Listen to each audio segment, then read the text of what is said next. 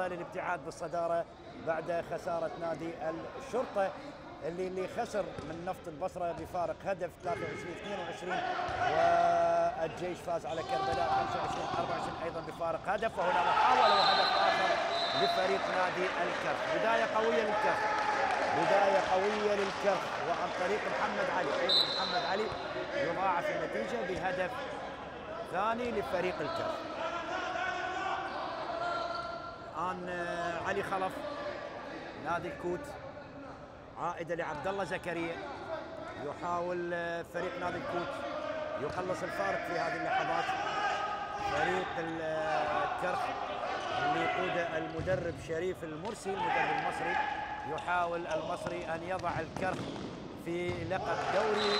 وهنا هدف ثالث لصالح نادي الكرخ، هدف ثالث لصالح نادي الكرخ. هذه المرة منتظر ناظم يسجل ثالث الأهداف لفريق نادي الكرخ. أي بداية قوية للمستضيف ومتصدر الدوري العراقي لحد الآن ب45 نقطة، يريد أن يبتعد بالصدارة بعد خسارة الشرطة.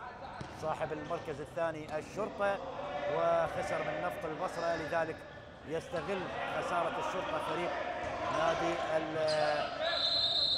الكرخ ويبتعد من خلال هذه الجولة السابعة من المرحلة الثانية لدوري النخبة العراقي. دوري النخبة العراقي، علي صالح وحيدر فلاح هم من يقودوا هذه المباراة، لكن تصدي ممتاز من حارس المرمى لفريق الكرخ. ومن البداية ممكن مضاعفة النتيجة في أول دقائق المباراة. وهنا تصدي لحارس مرمى الكوت، وهذا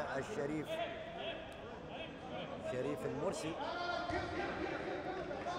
مع التوجيهات للاعبي في هذه المباراة. عودة موفقة لفريق الكرخ ضمن مصاف دوري الكبار على مستوى كرة اليد، اللي هو طبعا متسيد هذه اللعبة في الثمانينات ومطلع التسعينات، ولكن ابتعد كثيرا. وهنا محاولة وهدف رابع لفريق الكرخ، هدف رابع لفريق الكرخ. لم نشاهد أي ردة فعل لنادي الكوت من خلال البداية لهذه المباراة، وبالتالي فريق نادي الكوت يحاول أن يصل إلى مرمى الكرخ، لكن هو عاجز تماما عن الوصول بسبب الدفاع لفريق الكرخ بشكل ممتاز، وعدم ترك الفرصة للاعبي فريق الكوت للوصول إلى هدف على الأقل في هذه اللحظة. محاولة تبقى لصالح نادي الكوت، يحاول أن يصل صاحب المركز الثامن القائم يتعاطف مع الكرخ. وهنا الفاست بريك ممكن الآن فريق الكرخ يضاعف النتيجة بهدف خامس. صراع في هذه اللحظات كرخ. هذا جاسم حيدر عملية التحضير بالنسبة للاعبي فريق الكرخ.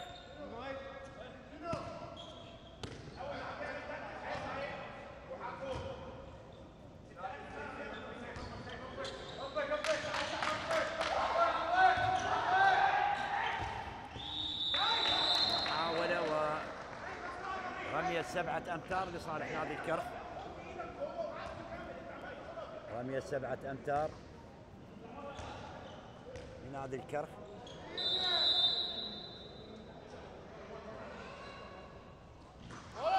وهنا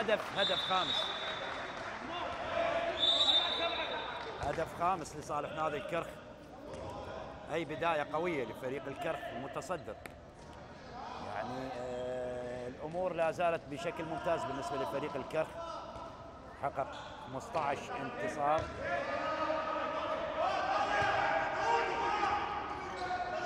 محاولة إذن لفريق نادي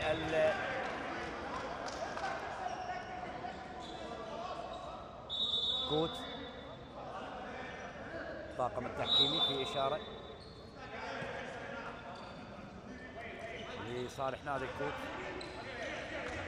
كما تحدثنا أن فريق نادي الكرخ كان هو المتسيد لهذه اللعبة، لكن ابتعد كثيرا عن المشاركات من خلال السنوات الأخيرة، وبالتالي أصبح الآن نادي الجيش هو من يتفوق على الكرخ بالألقاب اللي عنده 12 لقب، والكرخ 11 لقب، ويبحث عن اللقب الثاني عشر ليتساوى مع فريق الجيش بالألقاب. محاولة لفريق نادي الكوت، لكن الدفاع الموجود بفريق نادي الكرخ لا يمنح الفرصة، وهنا هدف لفريق الكوت، هدف لصالح نادي الكوت.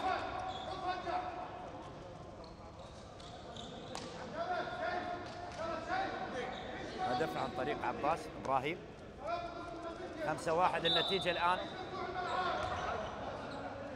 مباراة بالمتناول تعتبر لفريق الكرخ من خلال هذا اللقاء، بالمتناول لفريق الكرخ من خلال هذا اللقاء. كرات متبادلة، لاعب منتظر ناظم، دخول ممتاز من منتظر وهدف سادس. دخول ممتاز من منتظر ناظم ويسجل هدف سادس لصالح نادي الكرخ. 6-1 النتيجة. قد نشاهد نتيجة كبيرة حققها فريق نادي الكرخ على حساب الكوت في هذا اللقاء. مدرب الكوت حيدر جبار يعلم بإمكانيات فريقه من خلال هذا اللقاء. فريق شبابي يحاول أن يقدم أمام الفرق الكبيرة، لكن هو يصد بفريق كبير، فريق يبحث عن الانتصار. وهنا حمودي ناصر المساعد للمدرب شريف المرسي، وحمودي ناصر هو واحد من نجوم هذه اللعبة مع الكرخ. وهنا هدف ثاني للكوت، هدف ثاني للكوت بشكل جميل يسجل فريق الكوت هدف الثاني في هذا اللقاء.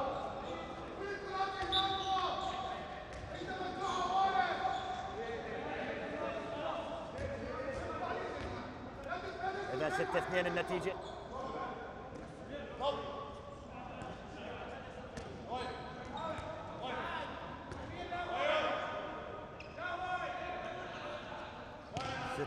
أصبحت النتيجة الآن لصالح الكرخ.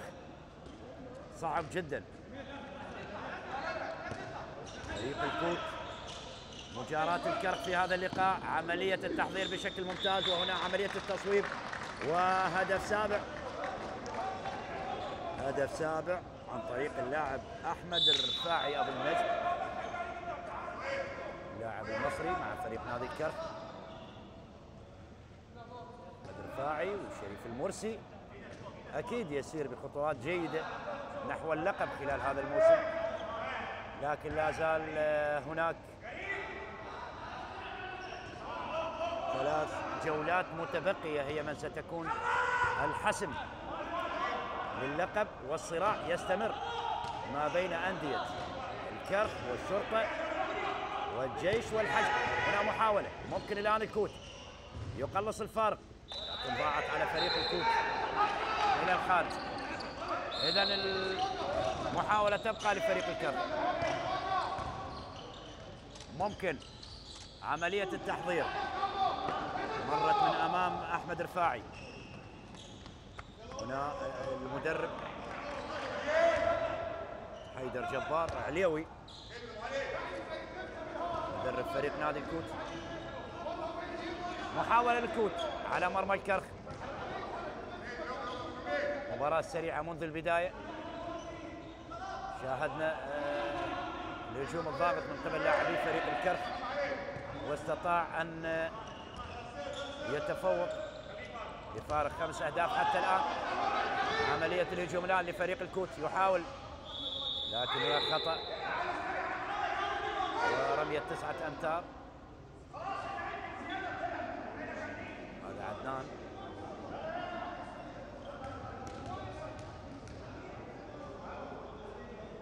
واحد من المدربين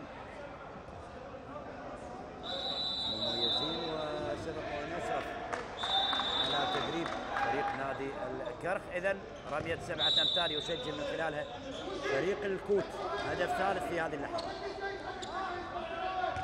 لاعب علي خلف سجل هدف ثالث لفريق الكوت. 7-3 النتيجة الآن.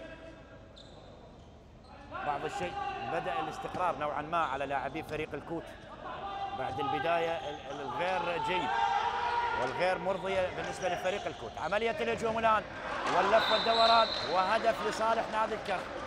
هدف ثامن للكرخ، هدف ثامن للكرخ. هنا بدر الدين حمودي ناصر.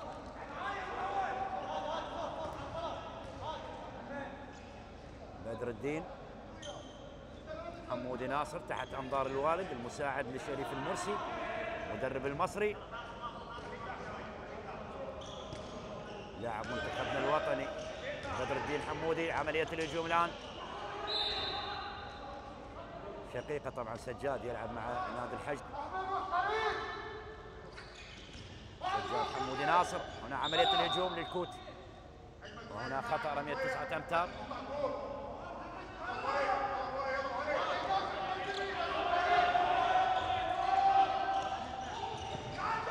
هجوم الآن الكوت، وهنا هدف رابع.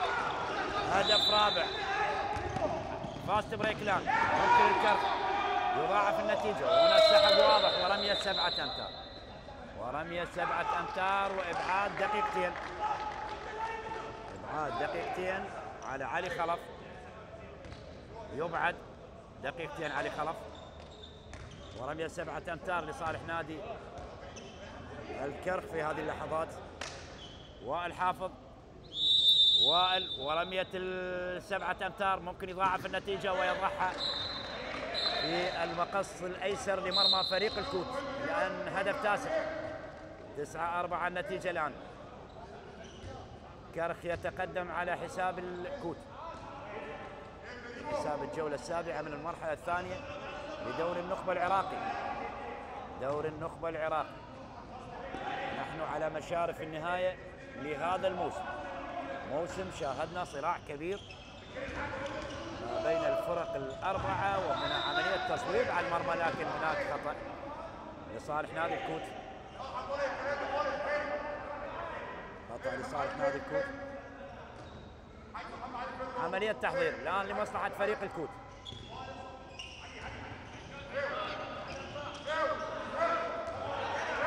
ممكن كوت صاحب المحاولة الآن، هنا خطأ.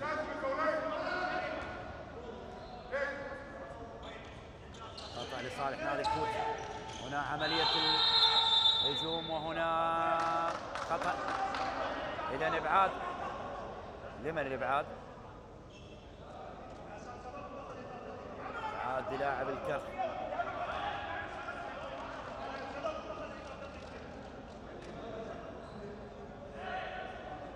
ما شاهدنا الصورة للاعب اللي أبعد. هذا لمدة دقيقتين. هجوم الآن لفريق الكوت. 9-4 الآن، يحاول أن يسجل، وهنا ووك مخالفة المشي، وبالتالي هدف يضيع على لاعبي فريق نادي الكوت. هدف ضاع على لاعبي الكوت، وهنا هدف لفريق الكرخ. هدف لفريق الكرخ. وائل حافظ يسجل هدف 10 لصالح نادي الكرخ.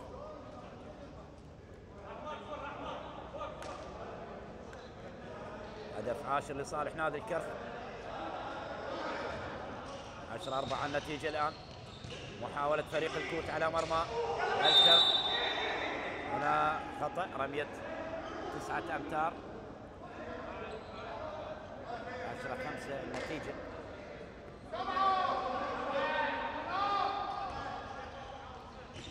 هجوم الآن كوت، عملية تصويب، لكن الحارس يتدخل. زين العابدين محمد حارس المرمى لفريق الكرخ في هذه المحاولة. عملية الهجوم الآن، ممكن الكرخ عملية الدخول والتصويب بشكل ممتاز، وهدف لصالح نادي الكرخ. هدف لنادي الكرخ.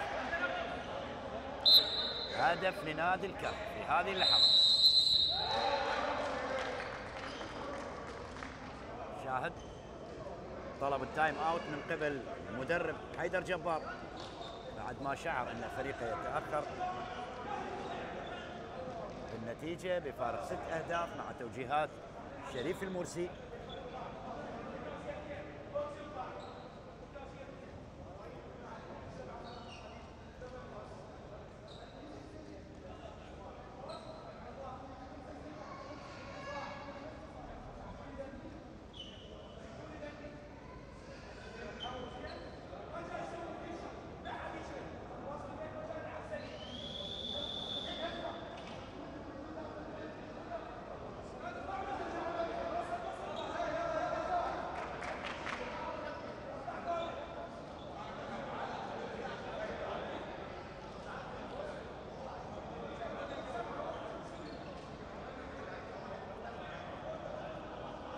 عودة لأجواء المباراة بعد انتهاء التايم اوت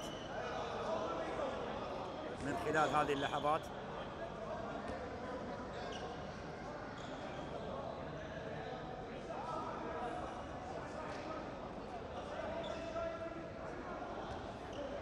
ومحاولة تبقى لفريق الكوت. هنا علي صالح الطاقم التحكيمي لهذه المباراة مع حيدر فلاح. محاولة لفريق كوت دوري النخبة. طبعا في تموز سيقام دوري لأندية الدوري الممتاز العراقي، الفرق اللي لم تتأهل إلى النخبة. سيكون هناك دوري في شهر تموز. وبدر الدين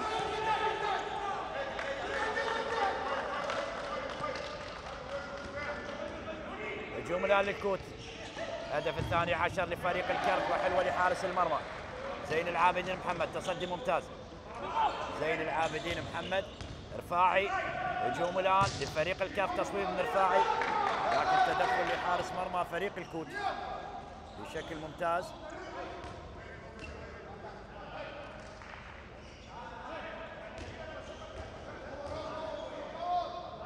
حارس غيث حسن سوادي.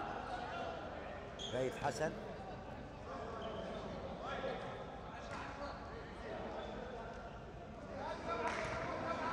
محاولة تبقى للكوت. أقرب لمحمد خالد. محمد خالد تغيير اللعب هناك على الطرف الأيسر. عادة من جديد محمد خالد. فريق الكوت بعض الشيء بدأ يهاجم على فريق الكرك، يحاول أن يقلص النتيجة. هناك خطأ ورمية 9 أمتار لصالح نادي الكوت. رمية 9 أمتار لصالح نادي الكوت. عملية تحضير. محاولة تستمر فريق الكوت. ممكن الآن فريق الكوت عملية تصويب لكن ضاعت. رفاعي والفاست بريك. وهنا هدف بسهولة يضعها بدر الدين حمود. بدر الدين. فريق الكوت في عملية الارتداد السريع وفي حالة الدفاع. دفاع فريق الكوت لم يؤدي بالشكل المطلوب. أخطاء دفاعية ومحاولة للتصويب وهدف جميل لصالح الكوت.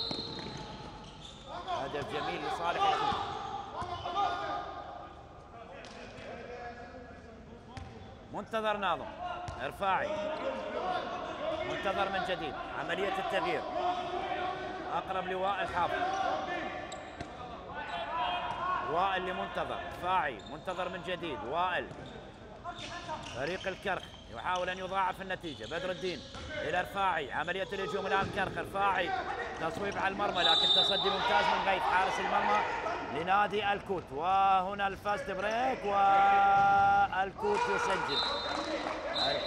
يسجل في هذه اللحظة. هدف سابق.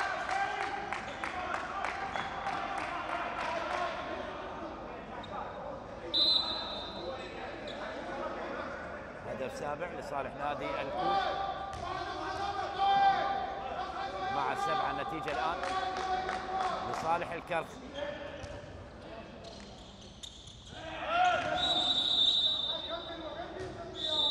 هنا رمية 9 أمتار وإيقاف.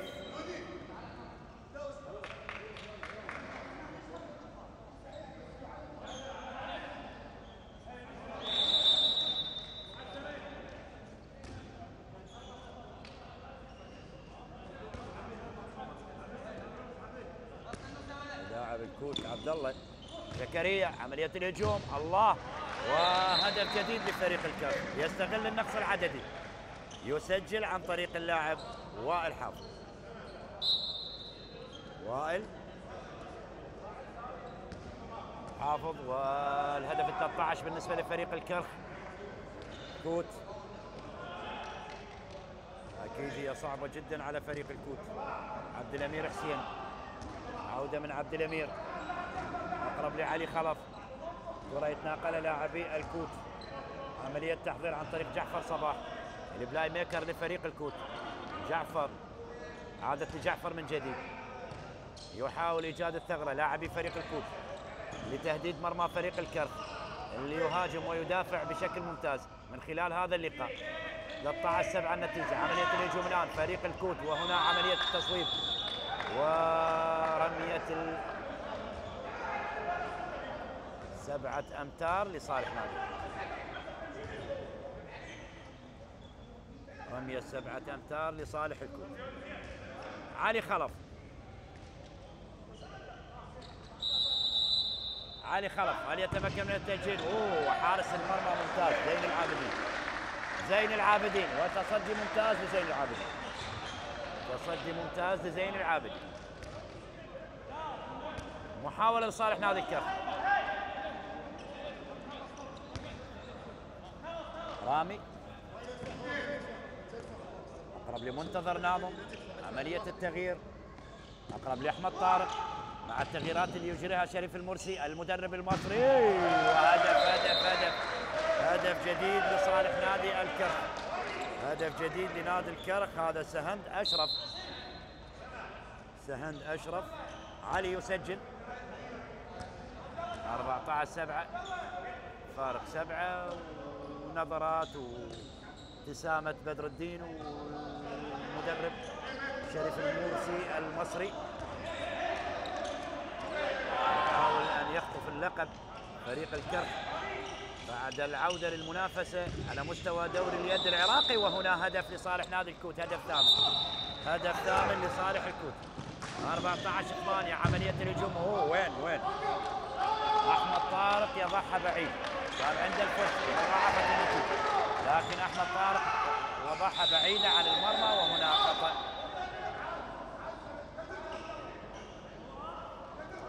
خطأ ورمية 9 أمتار لصالح نادي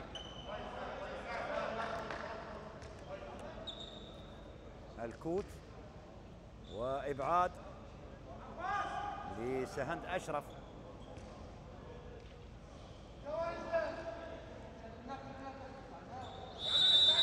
إذا الرمية 7 أمتار. كوت يحاول الوصول إلى هدف، هدف لصالح نادي الكوت، هدف ثامن للكوت. هجوم الهلال للكرخ.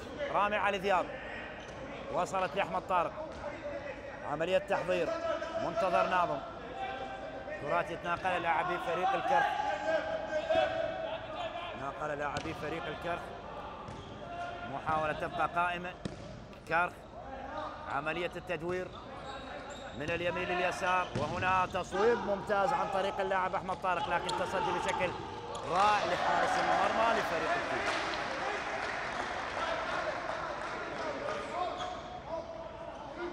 كاظم احمد حارس مرمى فريق الكوت حاول ان يسجل من المرمى للمرمى، لكن تصدي ممتاز الحارس زين العابدين حارس الكرخ. هجوم الان لفريق الكوت، بدا الاستقرار على لاعبي فريق الكوت. بداية لم تكن جيدة، بداية لم تكن ممتازة. فوجئ فريق الكوت بالهجوم الضاغط من قبل لاعبي فريق الكرخ، واستطاع فريق الكرخ في بداية المباراة أن يسجل 5 أهداف، لكن بعد ذلك عاد فريق الكوت واستقر بعض الشيء، لكن هو أكيد يعلم بصعوبة المهمة أمام الكرخ. عملية الهجوم بالنسبة لفريق الكرخ، وعملية المرور من منتظر ناظم، لكن ضاعت على منتظر لتعود فاست بريك لفريق الكوت، وهنا خطأ.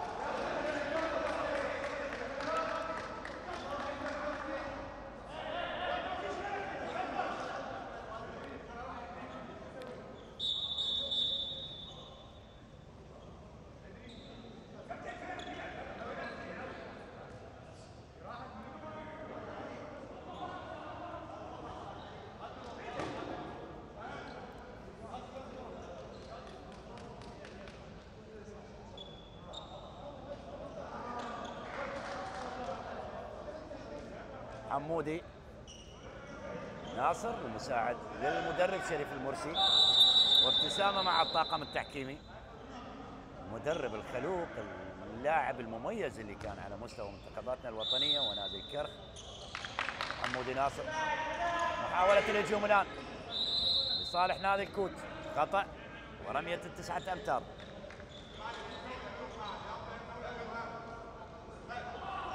رمية 9 أمتار للكوت.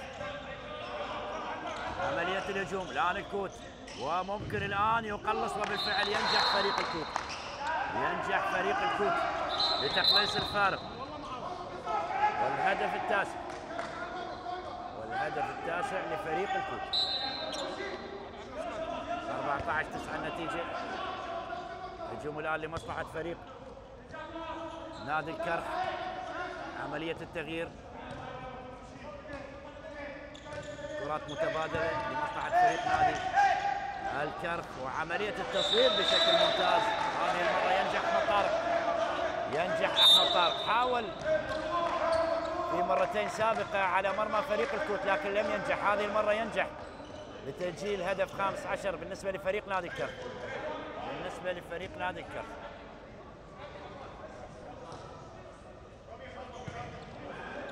بالنسبة لفريق الكرخ.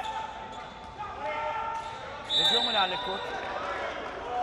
خطأ يحتسبه حكم المباراة مع وجود لاعب عباس إبراهيم. وعملية التصويب لكن بعيدة، مرت إلى الخارج. فريق نادي الكوت، وهنا هدف جديد بخطأ لحارس المرمى غيث حسن. خروج غير موفق لحارس المرمى غيث حسن. خروج غير موفق، ورامي علي يستغل هذه الهفوة من قبل حارس المرمى لفريق الكوت ويسجل من خلال الهدف السادس عشر. 16-9. أصبح فريق الكرخ يوسع الفارق، ومحاولة المرور لكن هنا حكم المباراة إشارة لوجود رمية 9 أمتار لفريق نادي الكوت. رمية 9 أمتار لفريق الكوت.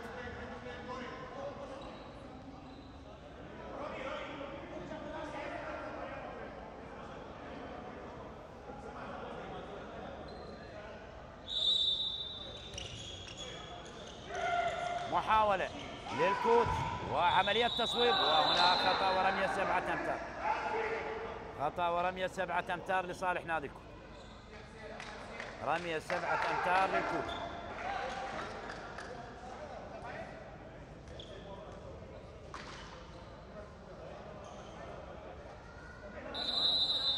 رمية 7 أمتار للكوت. يحاول، ممكن، بعيد، بعيدة تماما إلى الخارج. هجوم الآن للكرخ. يحاول أقرب لرامي علي. رامي إلى منتظر ناظم. منتظر ناظم، ضاعت على فريق الكرخ. والفاست بريك لفريق الكوت. ممكن الآن فريق الكوت قبل النهاية للشوط الأول بدقائق قليلة. وهنا خطأ ورمية 9 أمتار لصالح نادي الكوت. رمية 9 أمتار لصالح نادي الكوت. سرعة بالأداء قبل نادي الكرخ، وأيضا الكوت حاول جاهدا الوقوف ند أمام الكرخ في هذا اللقاء، لكن أكيد المباراة صعبة على الكوت. وهنا خطأ ورمية 9 أمتار.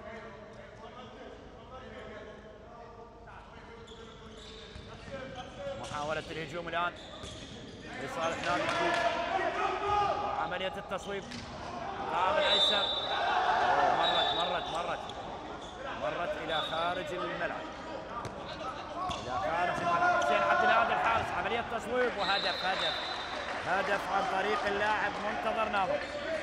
هدف عن طريق اللاعب منتظر ناظم. 17-9. الكرخ بدأ يبتعد بنتيجة الشوط الأول والمباراة مع الكوت.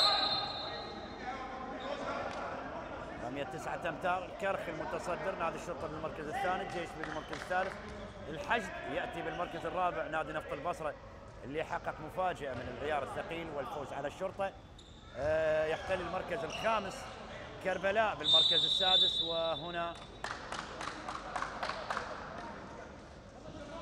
خطأ لصالح نادي الكوت. إذن ابعاد دقيقتين.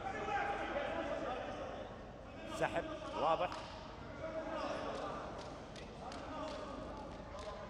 كربلاء سادسا، نفط الوسط سابعا، نادي الكوت ثامنا، ونادي ذي قار تاسعا. بالمركز العاشر نفط ميسان، وهدف لفريق الكوت. حلوة اللقطة، وهدف عاشر للكوت عن طريق اللاعب علي خلف. علي خلف يسجل 10 أهداف فريق الكوت في هذه اللحظات. أقل من 3 دقائق متبقية على نهاية الشوط الأول لهذا اللقاء، مع تفوق كرخي واضح على حساب الكوت. على حساب الكوت. محاولة للكرخي، تحضير عن طريق اللاعب رامي علي، محاولة ممكن الآن يضاعف النتيجة، وهدف جديد لفريق الكرخ. هدف جديد لفريق الكرخ. محاولة إذن للكوت وتصويب على المرمى، لكن تصدي ممتاز من حسين عبد الهادي.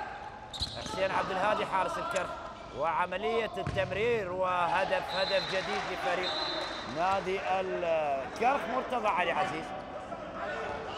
مرتضى علي عزيز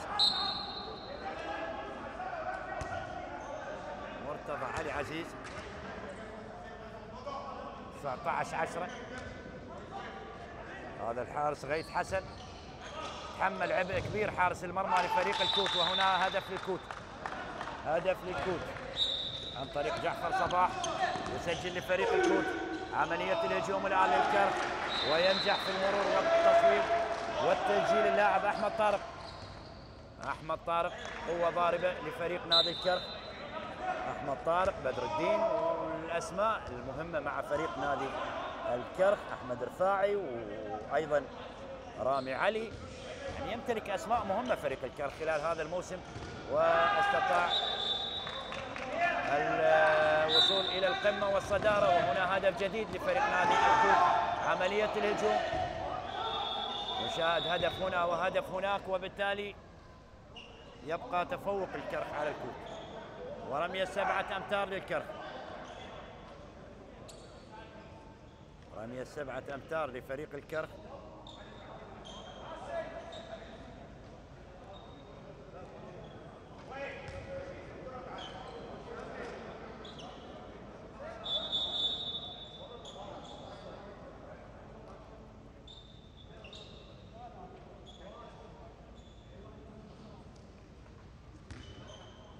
إذا رمية 7 أمتار لفريق نادي الكرخ، وينجح أسامة رفعت اللي اشترك قبل لحظات يسجل هدف جديد لفريق نادي الكرخ. 21/12. الله الله الله، حلوة وفكرتها جميلة لفريق الكوت. وهنا في هذه الأثناء أحبتي مشاهدي ومتابعي قنوات شبكة الإعلام العراقي، تأتي صافرة النهاية للشوط الأول بتقدم فريق الكرخ ب 21 هدف مقابل 13 لفريق الكوت في مباراة أعتقد فريق نادي الكرخ ماضي إلى 3 نقاط والبقاء والتشبث بالصدارة. أحبتي استراحة قصيرة ثم العودة وياكم لواقع الشوط الثاني لهذا اليوم.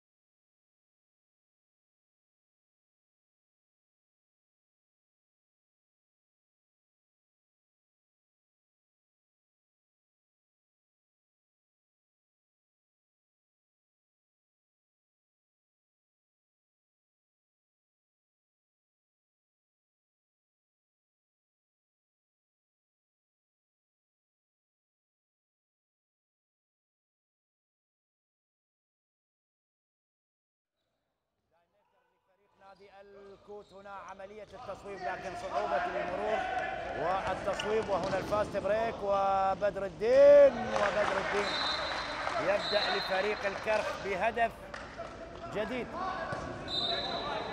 بدر الدين حمودي هدف 22 لصالح نادي الكرخ. لم يستغل المحاولة فريق الكوت، وبالتالي شاهدنا الفاست بريك لفريق نادي الكرخ، وبدر الدين حمودي يواجه مرمى فريق الكوت ويسجل هدف جديد. محاولة لمصلحة فريق نادي الكوت عملية تصويب، لكن تصدي ممتاز لحارس المرمى حسين عبد الهادي. تصدي ممتاز لحسين عبد الهادي. عبد الأمير حسن، محاولة محمد خالد، محمد لجعفر صباح، محمد خالد من جديد، محاولة لفريق الكوت على مرمى الكرخ، يحاول أن يجد المساحة للتصويب وبالفعل ينجح فريق الكوت. وهدف لفريق الكوت، هدف 14، لكن يرد رد قوي ورد سريع من فريق الكرخ، رد قوي سريع للكرخ، وهدف عن طريق اللاعب أحمد رفاعي المحترف المصري مع الكرخ. أحمد رفاعي 23-14 عملية المرور، تصويب على المرمى لكن هناك خطأ ورمية 9 أمتار لفريق نادي الكوت. حاول الدخول محمد خالد لكن صعوبة الاختراق دفاع فريق الكرخ القوي جدا.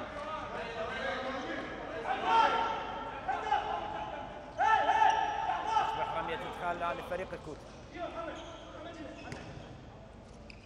محاولة إذن للكوت. محمد خالد، محمد جعفر يصوب جعفر مرة أولى والثانية، لكن يخطئ جعفر المرمى، وعملية الهجوم المرتد الآن للكرخ، وينجح فريق الكرخ يوسع الفارق. محمد علي لفريق الكرخ يصبح الفارق 10 أهداف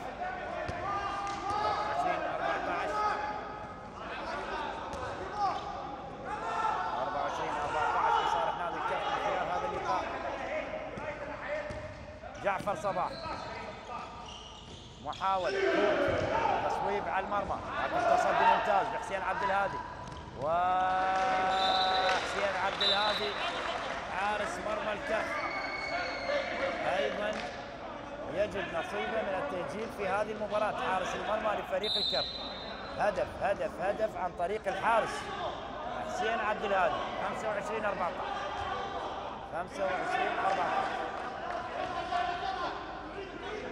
تفوق واضح لفريق الكرخ من خلال هذا اللقاء على حسابه. تفوق واضح للكرخ.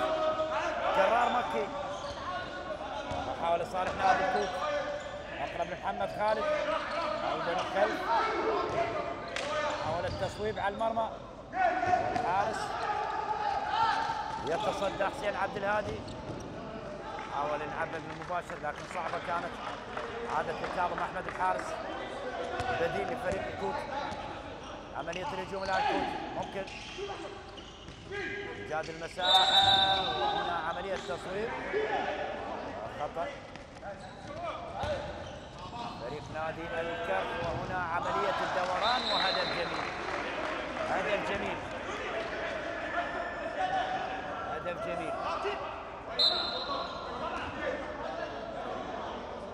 لاحظ توجيهات شريف المرسي المدرب المصري للاعبيه في هذه المباراة. أكيد يعني الأمور عال العال للكرخ من خلال هذا اللقاء، وأيضا أعطى روح كبيرة بالنسبة لفريق الكرخ. خسارة الشرطة أمام نفط البصر، هنا رمية 9 أمتار.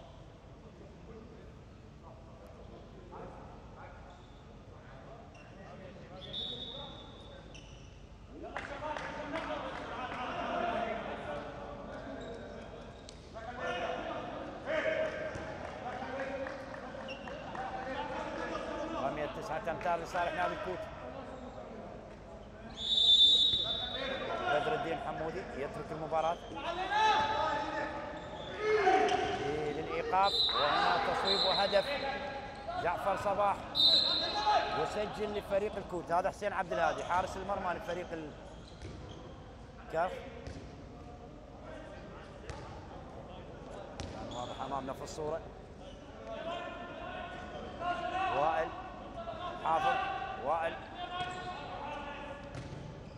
عمليه الهجوم الان لفريق الكرخ. اقرب لي لمنتظر ناظم. عمليه الهجوم الان عن طريق اللاعب وائل حافظ. رمية 9 أمتار. لاحظ حارس المرمى ودخول لاعب للزياده العدديه بالنسبه لفريق نادي الكرخ. وشريف المرسي يطلب التايم اوت.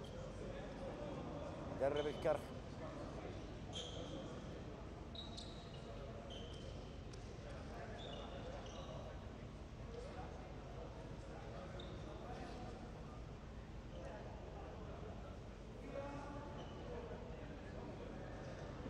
هو تفوق على الحشد، تفوق على الجيش، لكن عنده مباراة مهمة مع الشرطة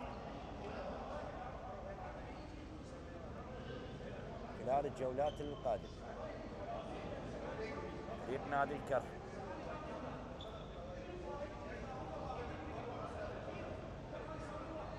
نقترب من نهاية الموسم، موسم 23-24. هل نشهد عودة الكرخ إلى منصات التتويج؟ غاب عن المشاركات في السنوات الأخيرة على مستوى اليد والطائرة والسلة، لكن عادت الألعاب بالنسبة لفريق الكرخ هي اليد والسلة. وننتظر أيضا عودة الكرخ لكرة الطائرة. نعود لأجواء المباراة والكرخ. عملية التمرير.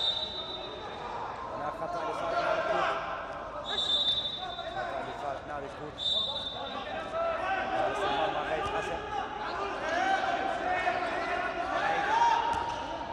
جعفر صباح يحاول التصويب، تمريره، وهنا هدف هدف هدف هدف. هي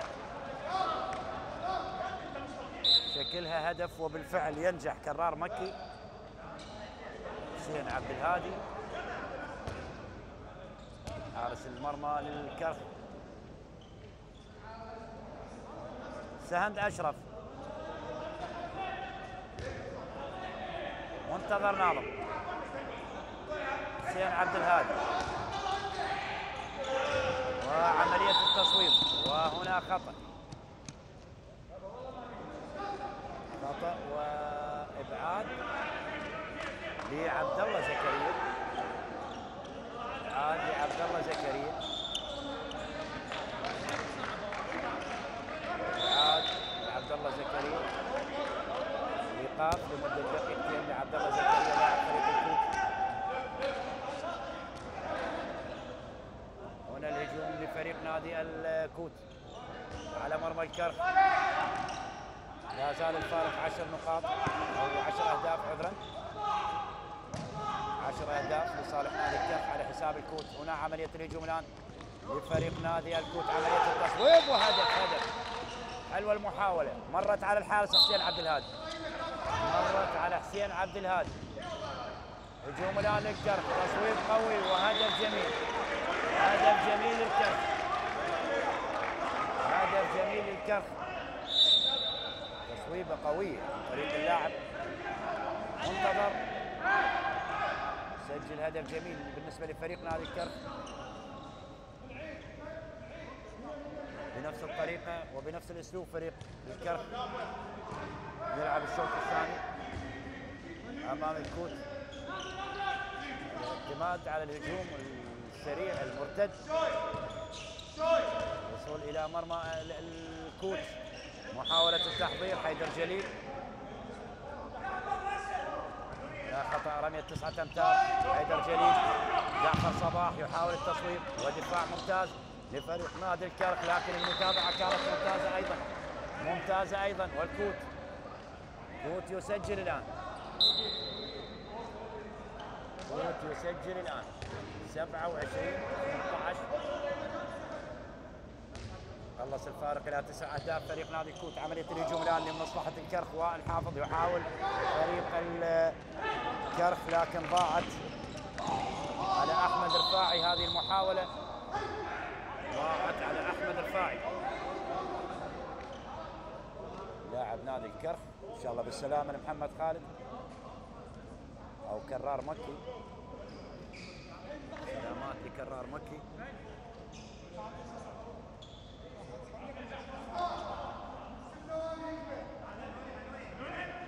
سلامات لكرار مكي. إذن ابعاد منتظر ناظم، عاد لمدة دقيقتين لارتكاب الخطأ. ورمية ال9 أمتار عبد الأمير حسن، عبد الأمير حيدر جليل. نادي الكوت يحاول على الأقل أن يخرج من المباراة بخسارة ليست ثقيلة أمام الكرخ. وهنا هدف جعفر صالح يسجل لصالح نادي الكوت. هدف لنادي الكوت.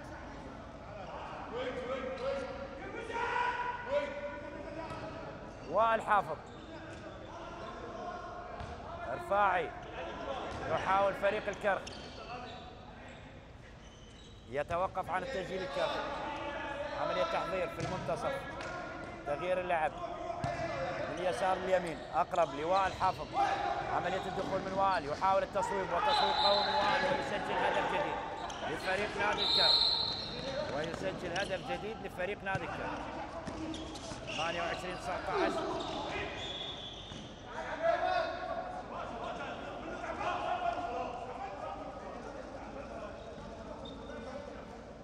الكرخ يتفوق على الكوت.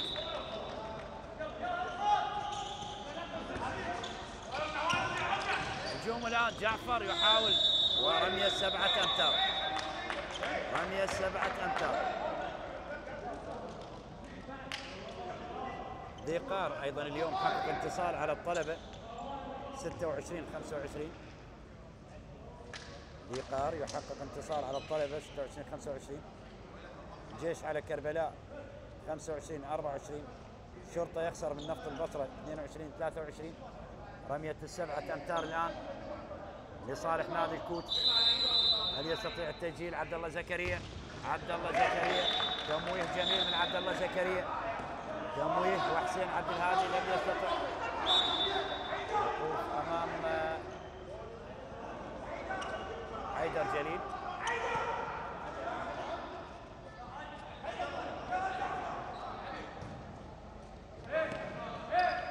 في هذه الجولة نمط نيسان عند انتظار محاولة الدخول. تصدي ممتاز من حارس المرمى غيث حسن. غيث ينقذ مرمى فريق الكوت من هدف كان قريب لصالح نادي الكرخ. هجوم الان كوت.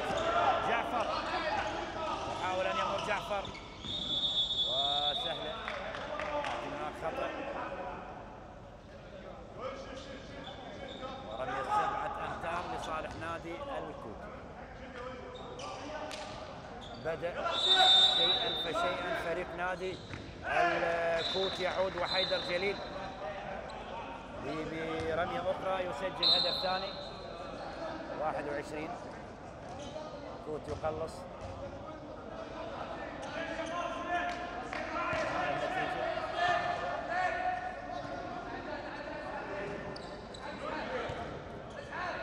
كرات يتناقل لاعبي فريق نادي الكرخ. محاولة تستمر، يقاربون بخطأ نادي الكرخ. عملية الدخول والتصويب وهدف لفريق الكرخ. وهدف لفريق الكرخ. 29-21.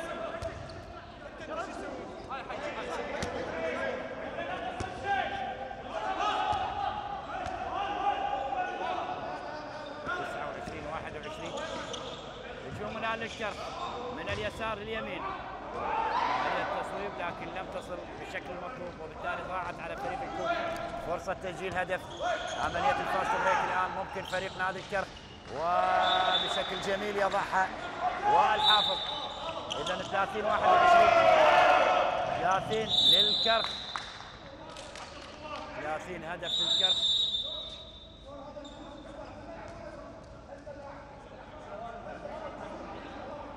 هدف للكرخ.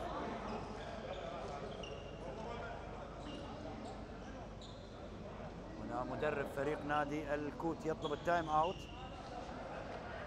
حيدر جبار لإعطاء بعض التعليمات في هذه اللحظات.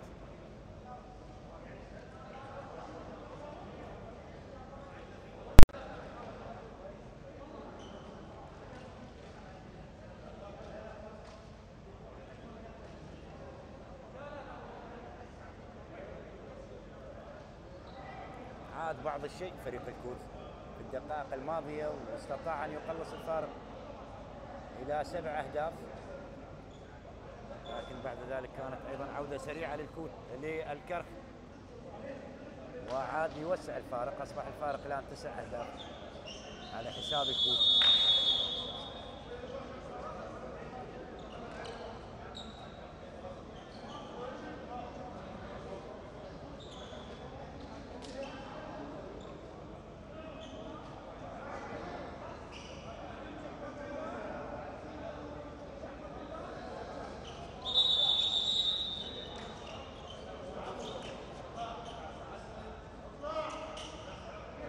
مرتضى أحمد لاعب الرقم 50 لفريق الكوت،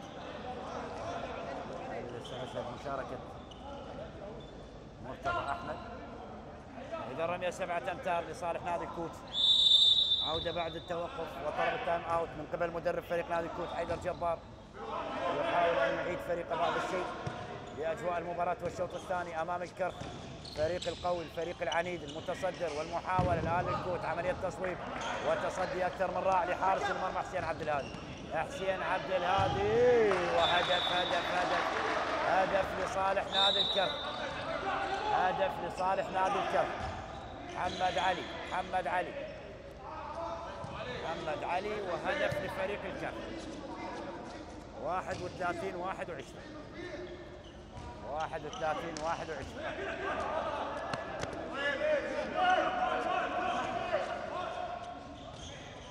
تبقى المحاولة إذن لصالح نادي الكوت. عملية تحضير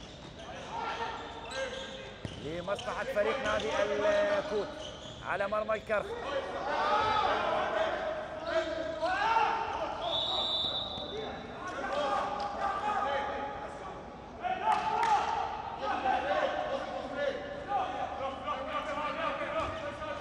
تبقى المحاولة للكوت. وضيع على فريق الكوت، كانت فرصة واحدة لكن أضاعها بارتكاب الخطأ لاعبي فريق نادي الكوت. هجوم الآن للكرخ والرفاعي، وخطأ على الرفاعي أو رمية 9 أمتار لفريق الكرخ. دكة البدلاء لنادي الكوت، ورمية 9 أمتار. مرتضى علي عزيز، مرتضى علي إلى وائل، وائل تعود لمنتظر ناظم، وهنا هدف لفريق نادي الكرخ، هدف لفريق نادي الكرخ. 21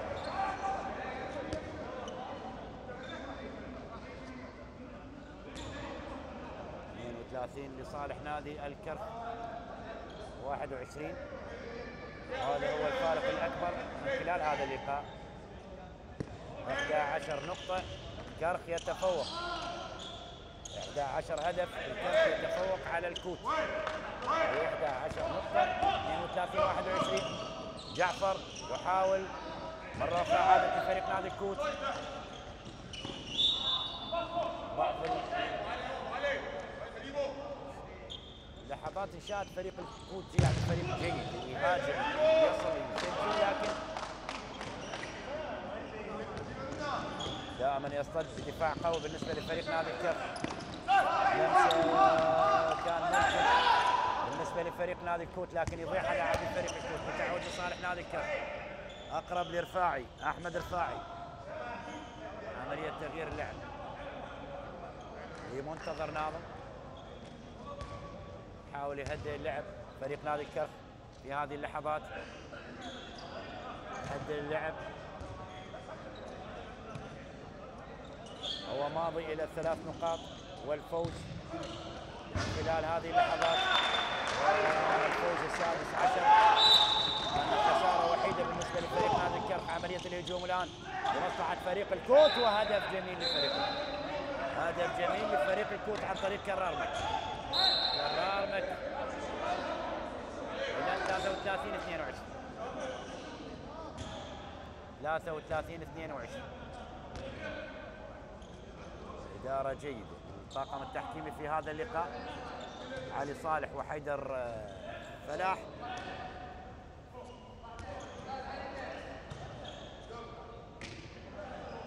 بحث عن لقب، عودة الكرخ إلى منصات التتويج، طموحات تبقى كبيرة. وهنا المحاولة لصالح نادي الكرخ ورمية ال7 أمتار لفريق الكرخ.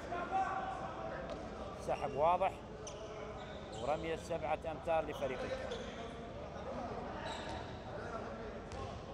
رمية 7 أمتار محمد علي أو أسامة رفعت. أسامة يسجل. أسامة رفعت يسجل لفريق نادي الكرخ. 34-22. أصبح الفارق 12 هدف. محاولة لصالح نادي الكوت. تبقى المحاولة الكوت. عملية تغيير من محمد خالد. محمد خالد يحاول الدخول، يحاول التصويب، لكن يخسر محمد خالد. والفاست بريك. هدف هدف هدف هدف هدف. خلاص خلاص خلاص. والكرخ يسجل. والكرخ يسجل. أخطاء يرتكبها لاعبي الكوت يمكن فريق الكرخ من مضاعفة النتيجة. 35-22. 35-22. هجوم الآن لمصلحة الكوت. عملية التحضير. كوت أقرب لكرار. خطأ على رامي. خطأ شخصي على رامي. عملية 9 أمتار لصالح نادي الكوت. عادة محمد خالد. محمد خالد. محمد علي حسين. تصويب وهدف لصالح نادي الكوت. هدف لنادي الكوت. مرت على حسين عبد الهادي حارس المرمى لفريق الكرخ. 35-23. 35-23. كرخ يحاول أن يسجل نتيجة كبيرة على حساب الكوت من اليمين لليسار. أقرب لمنتظر ناظم. هجوم الآن. تصويب على المرمى وهدف. هدف لفريق الكرخ. هدف 36. وعتب من المدرب حيدر جبار على لاعبيه في هذه اللحظات. على لاعبيه في هذه اللحظات.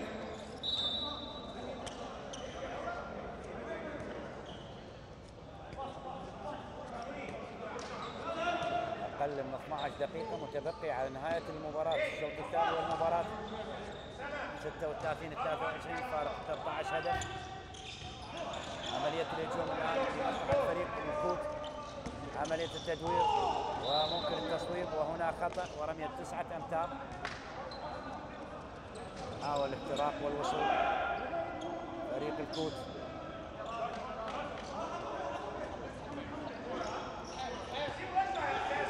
محاولة إذن للكوت. عبد الأمير حسن مرور وتصويب وتسجيل لفريق نادي الكوت. هدف للكوت. جعفر يسجل بطريقة ذكية وهدف لصالح نادي الكوت. عملية الهجوم. هذا حسين عبد الهادي الحارس لفريق نادي الكرخ.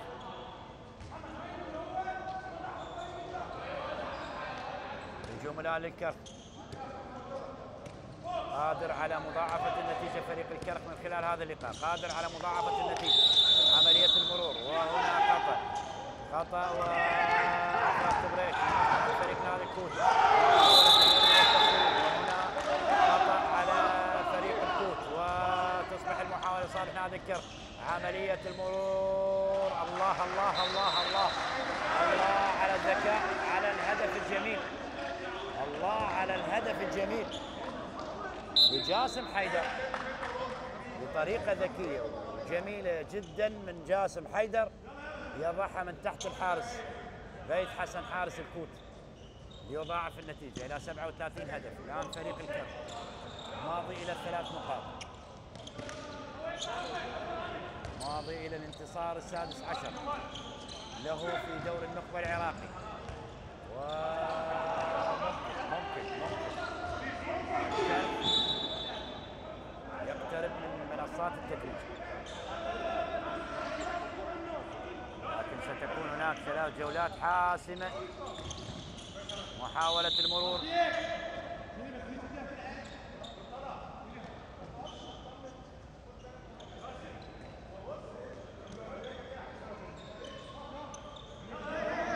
هذا محمد خالد.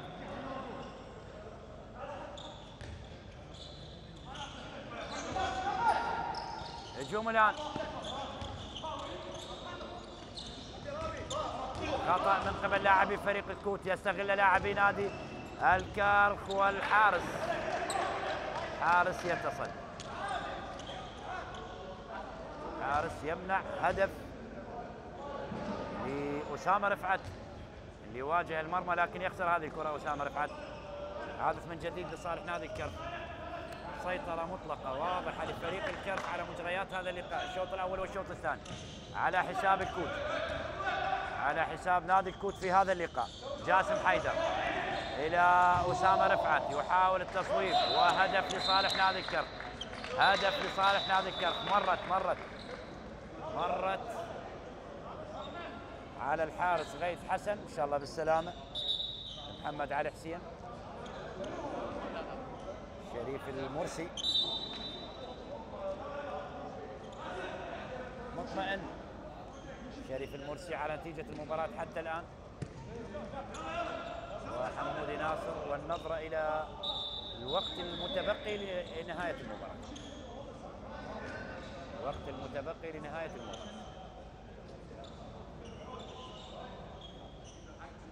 نظرات حسرة من المدرب حيدر جبار.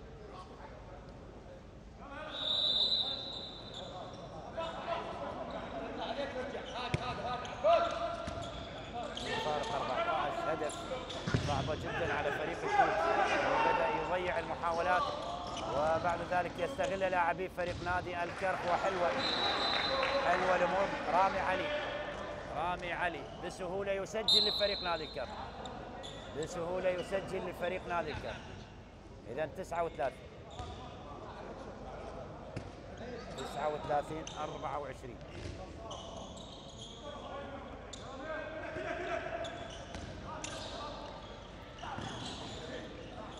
محاولة إذن لصالح نادي الكوت، عملية اللف والدوران، هنا عملية تصويب وهنا خطأ، رمية 9 أمتار.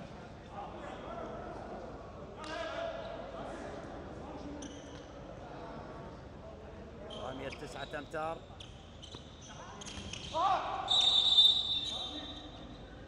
حكم المباراة يشير إلى وجود خطأ، إيقاف لمدة دقيقتين.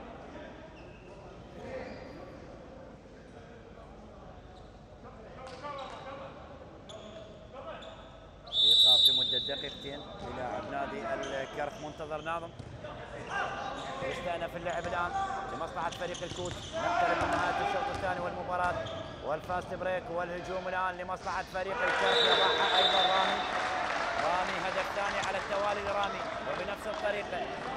وبنفس الطريقة رامي يسجل هدف 40 لفريق نادي الكرخ على حساب الكوت. 40-24، 16 هدف فارق للكرخ على حساب الكوت. جعفر صباح، تصويب وتسجيل لجعفر. 40-25، 40-25. 5 دقائق تفصلنا عن نهاية المباراة، 5 دقائق. هل يستطيع الكرخ مضاعفة النتيجة؟ يسجل نتيجة كبيرة، وهذا كان المتوقع أن فريق نادي الكرخ سيسجل نتيجة كبيرة على حساب الكرخ. محاولة إذا للكرخ، عملية تمرير والتحضير، وهنا خطأ. دخول لمنطقة الجزاء، وخطأ يرتكبه لاعبي الكرخ. عملية الهجوم للكرخ والتمرير ومواجهة للمرمى، وهدف جديد المنتظر أو جاسم حيدر. لاحظ يلقى المؤازرة والتشجيع من زملائه. لاعب جاسم حيدر يلقى التشجيع من زملائه، وحديث جانبي ما بين شريف المرسي وحمودي ناصر. اكيد الكادر التدريبي للكرخ يفكر بما هو قادم من الجولات القادمه.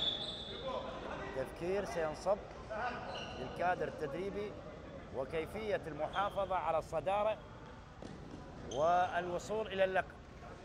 لذلك ينصب تفكير الكادر التدريبي للكرخ لقادم الجولات. اذا رميه 9 امتار للكوت، يحاول كوت على مرمى الكرخ وعمليه التصويب، وهنا هدف لصالح نادي الكوت. جعفر صباح، هذا الحارس البديل احمد وئام بدأ يغير على مستوى التشكيل. الكادر التدريبي لفريق الكرخ يحاول أن يمنح الفرصة لعدد من اللاعبين في هذه المباراة، لعدد كبير من اللاعبين يمنحهم الفرصة. عملية تحضير من جاسم غصاب اللي اشترك الآن. جاسم لاعب منتخبنا الوطني العراقي جاسم غصاب. جاسم عملية تمرير بشكل جميل، في جملة تكتيكية رائعة لفريق الكرخ، لكن هدف جميل يلغى لفريق نادي الكرخ. لاحظنا ردة الفعل للكادر التدريبي لفريق الكرخ ودكة البدلاء بتمريرات جميلة ما بين لاعبي فريق نادي الكرخ، والهدف يلغى.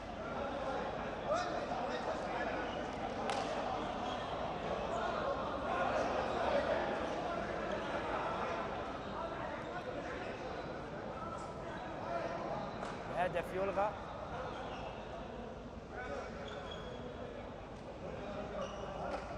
ننتظر. اكيد يعني بادية السعادة على لاعبي والكادر التدريبي لفريق الكرخ. نتيجة كبيرة ونتيجة جيدة يحققها فريق الكرخ. يعني هو سعيد بتعثر فريق نادي الشرطة أمام نفط البصر، لذلك هو الآن يستغل تعثر الشرطة ويبتعد بفارق النقاط من فريق الشرطة.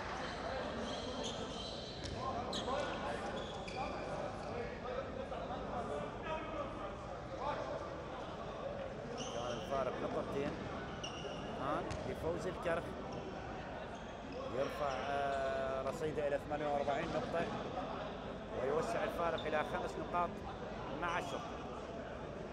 حديث من الطاقم التحكيمي مع المدرب شريف المرسي.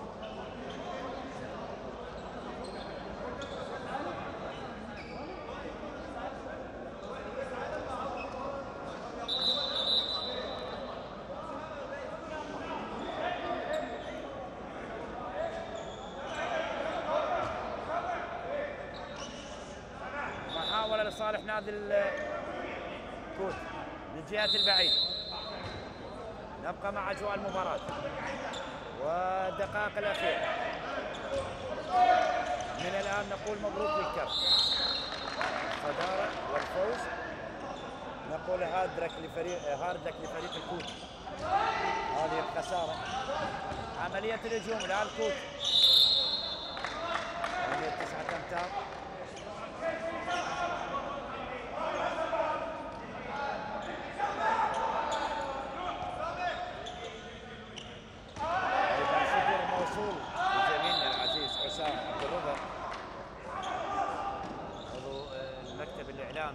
لاتحاد كرة اليد العراقي اللي دائما يوافينا بالاخبار والاحداث وكل ما يجري في كرة اليد العراقية. دائما المعلومات تجدها مع حسام عبد الرضا، يتابع ومساهم بشكل كبير لرحلة كرة اليد بشكل ممتاز على مستوى العراق وايضا خارج. حسام عبد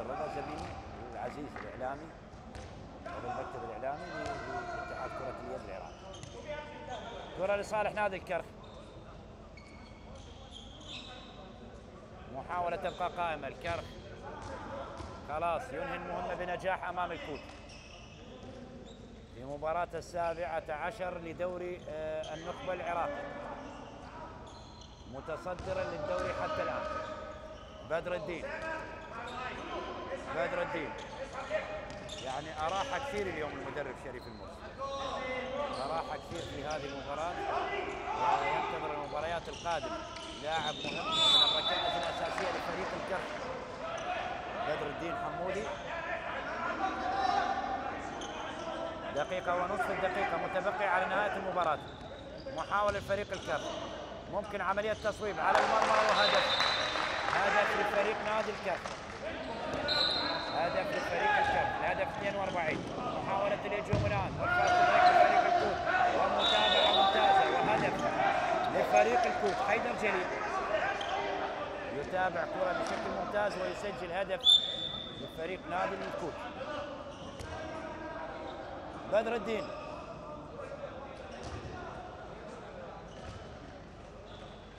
إلى رامي علي، رامي علي، أسامة رفعت، أسامة عملية تغيير اللعب. لاعبي فريق نادي الكرخ عملية تصويب على المرمى، تصطد لتعود من جديد، وهنا ضاعت المحاولة على فريق نادي الكرخ، ضاعت المحاولة على فريق الكرخ. محاولة الهجوم الآن وخطأ ورمية 9 أمتار، ثواني قليلة خلاص. 42-27 وفريق نادي الكرخ إلى النقطة 48 متصدرا للدوري.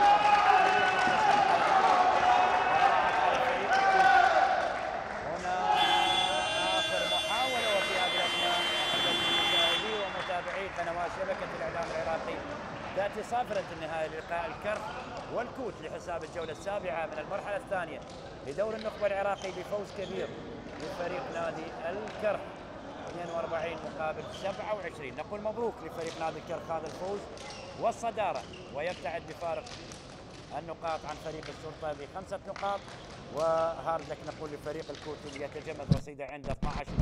أحبة أن نلقاكم في موعد جديد، تقبلوا كل التحيات مني معلق المباراة جمال الدراج.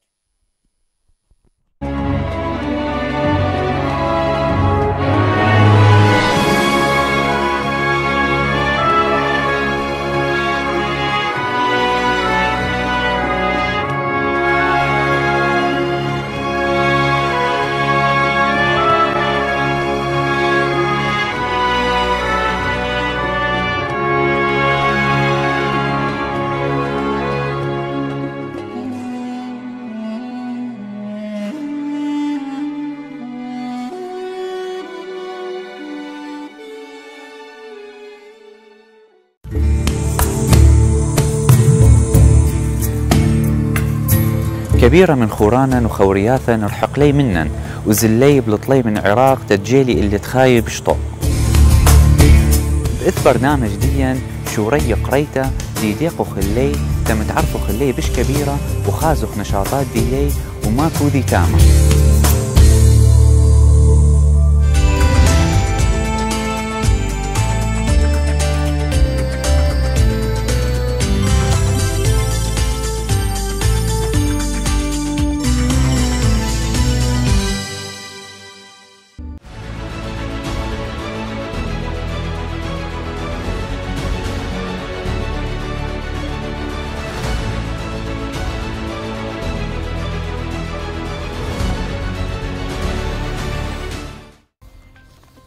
شلام اللوخن خزيانا مخبة من على شاشة قنيتات عراقية السورية تمقروخة تخون خرزات خزلة شعوعة.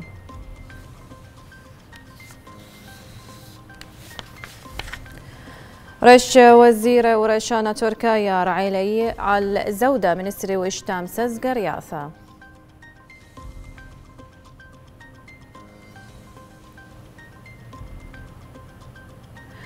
المندلاوي قرل الشوتة بواثد نمسا بلخي جو عراق.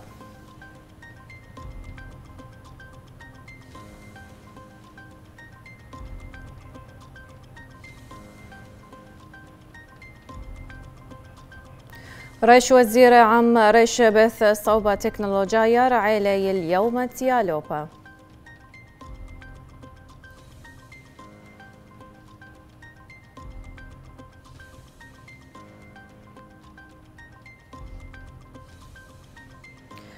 قنطرون كالدايا عرقايا مسقبل لتبقتا ريش وزير بتوتا ووتا.